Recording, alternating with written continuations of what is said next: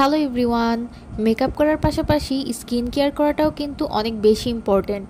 আর skin কেয়ারের first স্টেপটাই কিন্তু হচ্ছে স্কিনটাকে প্রপারলি ক্লিন রাখা। তো স্কিনটাকে ক্লিন রাখার জন্য তো আমরা সবাই ফেস ওয়াশ অথবা সোপ ইউজ করে থাকি, কিন্তু স্কিনের ডেড স্কিন সেল রিমুভ করার জন্য অথবা পোর ক্লগিং কমানোর জন্য কিন্তু আমাদের অবশ্যই একটা স্ক্রাব ব্যবহার করতে হবে। তো আমি আজকে তোমাদেরকে বেস্ট একটা স্ক্রাব দেখাতে যাচ্ছি, আর সেটা হচ্ছে উইশফুলের ইয়োগ্লো এনজাইম স্ক্রাব। এই স্ক্রাবের মধ্যে থাকা ইনগ্রিডিয়েন্টসগুলো স্কিনের জন্য কতটুকু এফেক্টিভ তোমরা একটু গুগলে সার্চ করলেই দেখতে পারবে। আর এর এক্সফলিয়েটিং বিটসগুলো এত পরিমাণের ছোট যেটা তোমার স্কিনে কিন্তু কোনো ধরনের হার্শ ফিলিং দিবে না। তো এটা কিন্তু সেনসিটিভ স্কিনের জন্য সুইটেবল হবে। তো আমি আমার নোজের দুই সাইডেও ভালোভাবে মাসাজ করে নিলাম, কারণ এখানে কিন্তু অনেক ডেড স্কিন সেল থাকে আমাদের।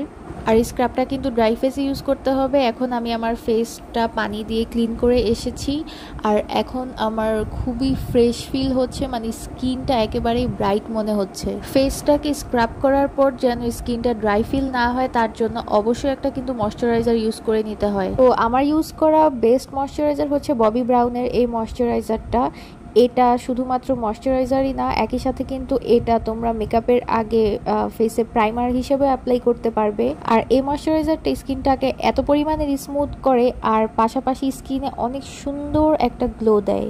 তো তোমাদের স্কিনও যদি সেনসিটিভ হয়ে থাকে তোমরা কিন্তু নির্ভয়ে এই স্ক্রাবটা আর এই ময়শ্চারাইজারটা ইউজ করতে পারো।